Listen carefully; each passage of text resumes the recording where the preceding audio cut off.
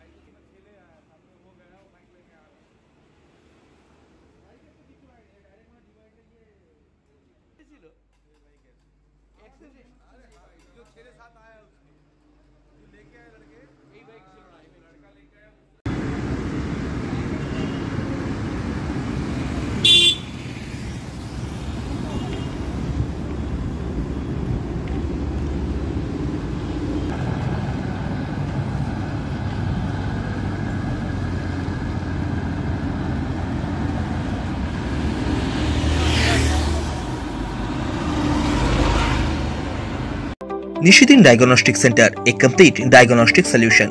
আমাদের ঠিকানা 144/1 central road, Anandapuri, Barrackpore, Kolkata 122। আমাদের যোগাযোগ 9875338719।